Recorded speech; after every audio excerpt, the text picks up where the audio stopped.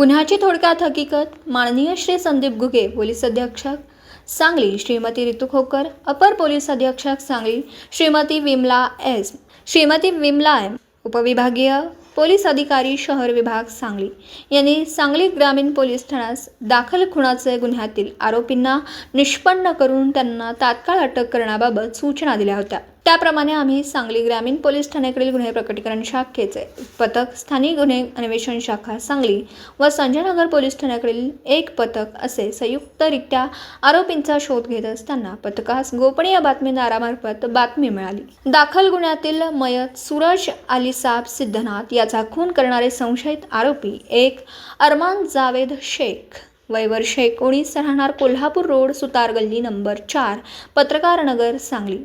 2 अथर्व नरेंद्र गायकवाड, वय वर्ष 18, राहणार सेना मंदिर रोड, गावभाग, सांगली. 3 सौरभ अशोक यादव, वय वर्ष 21, राहणार 100 फुटी रोड, गजानन कॉलनी, सांगली. व 4 अल्पवयीन बालक हे हरिपूर कोथळी पूल स्मशानभूमीजवळ थांबले असल्याचं माहिती मिळाली. त्याप्रमाणे वर नमूद पोलीस पथकाने नमूद आरोपी व बालकांना ताब्यात घेऊन त्यांच्याकडे गुन्ह्याच्या अनुषंगाने चौकशी केली. यातील एका बालकाचा व स्वप्नील खांडेकर या पाटणे प्लॉट यांच्यात पूर्वी वाद झाला होता. त्यामुळे बालक हा त्याच्यावर चिडून होता. स्वप्नील खांडेकर हा शिक्षणासाठी पुण्याला गेला होता. तो दिनांक 3 डिसेंबर 2024 रोजी सांगलीत त्याच्या राहते घरी आलेबाबत बालकास माहिती मिळाली होती.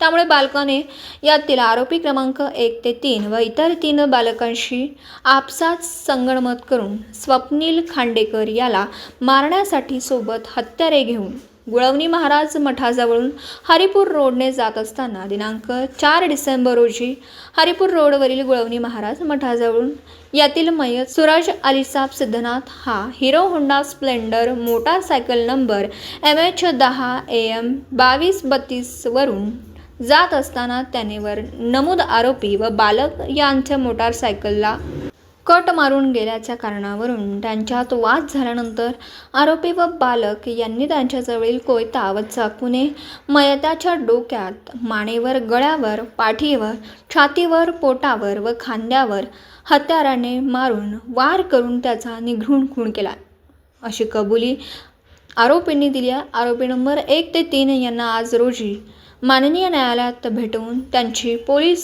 कोठडी रिमांड घेऊन गुन्ह्याचा पुढील तपास आम्ही स्वतः करीत आहोत. दिवसभरातील घडामोडींचा आढावा घेण्यासाठी पाहत रहा N24 मराठी न्यूज चॅनल.